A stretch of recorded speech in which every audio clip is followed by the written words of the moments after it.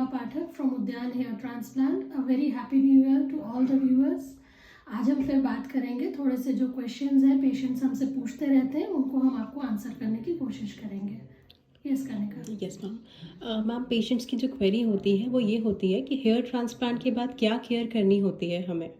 Hair transplant के बाद बहुत केयर की ज़रूरत नहीं है। इनिशियली सर्जरी के बाद 2 दिन हमको ध्यान रखना होता है।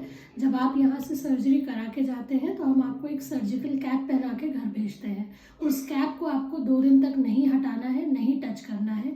जो पहली बार आपकी ड्रेसिंग होगी वो 3rd डे पे होगी। जब हम आपको हेड वॉश के लिए बुलाते हैं तभी वो कैप हटाएंगे और उसके बाद आप नॉर्मल कैप पहन सकते हैं या घर में अपने सर को खुला रख सकते हैं।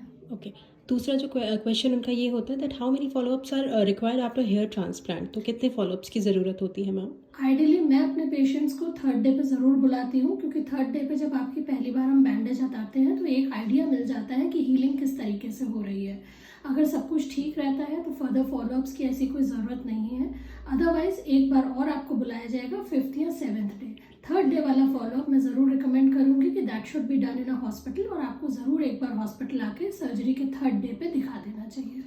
ओके। और वॉश इंस्ट्रक्शंस का क्या होता है मैम। हेयर ट्रांसप्लांट के बाद हमें कैसे वॉश करना चाहिए, कब वॉश करना चाहिए, इसके बारे में प्लीज़ हमें बताएं कुछ। सब डॉक्टर्स अपने अलग अलग एथिक्स इसके हिसाब से फॉलो करते हैं। यूजुअली सर्जरी के 3rd डे हम पहला वॉश कराते हैं, जिस दिन हम आपको तरीका समझा देते हैं।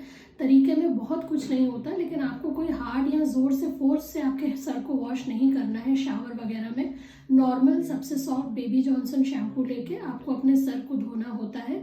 और 3rd डे के बाद मैं रिकमेंड करती हूँ कि डेली सर पे पानी जाएगा और रबिंग एंड स्क्रबिंग आपको 20 या 25th डे से करनी है। उससे पहले हार्ड रब या हार्ड रिंस आप नहीं करेंगे। एक जो बहुत ही कॉमन क्वेश्चन है, सारे ही पेशेंट्स पूछते हैं कि हम ट्रांसप्लांट के बाद अपने स्कैप्स जो पपड़ियाँ पड़ जाती हैं और जो शाफ्ट होता है वो कब रिमूव कर सकते हैं। यूजुअली थोड़ा सा वेरी करता है पर्सन टू पर्सन और टेम्परेचर और क्लाइमेट के हिसाब से भी, लेकिन यूजुअली हम देखते हैं कि 20 से 25 दिन के बाद आपके जो स्कैब्स हैं, जो पपड़ियाँ बनती हैं, वो अपने आप लूज होके ऊपर की तरफ आ जाती हैं। तब आप उनको अपने हल्के हाथ से झाड़ सकते हैं। यूजुअली 25th डे के बाद हम जोर से रिंस करके उन सब स्कैब्स को हटाने को कह देते हैं। इस टाइम पे भी मैं बोलूँगी एक बार आप अपने डॉक्टर को ज़रूर दिखा लें। कभी कोई अगर स्कैब रह जाता है तो उसे नोच के मत निकालिए, टाइम के साथ वो अपने आप ड्राई होके निकल जाएगा।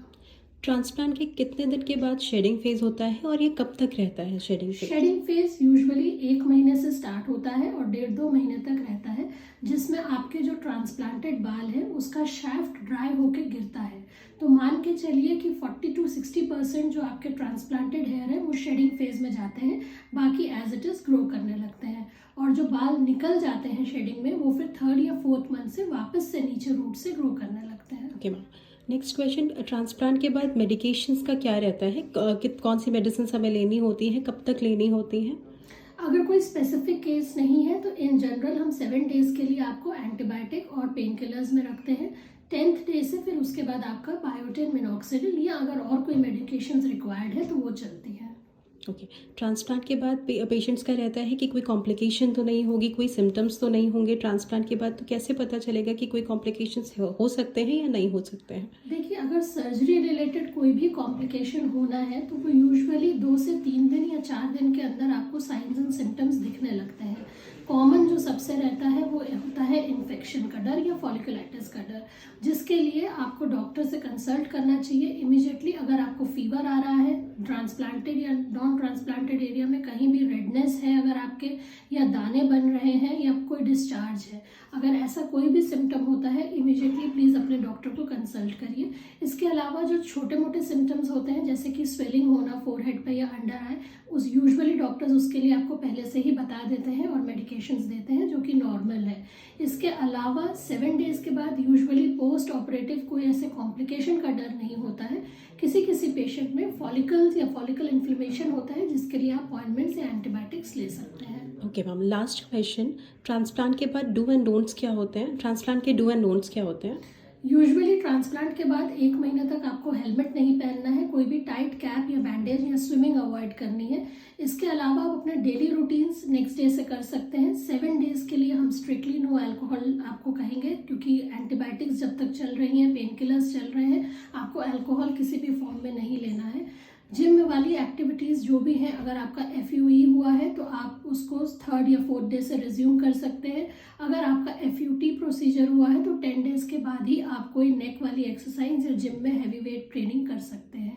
इसके अलावा बहुत कुछ नहीं है, आप अपना नॉर्मल रूटीन फॉलो करना स्टार्ट कर सकते हैं सर्जरी के तीसरे दिन से। Thank you ma'am, thank you so much.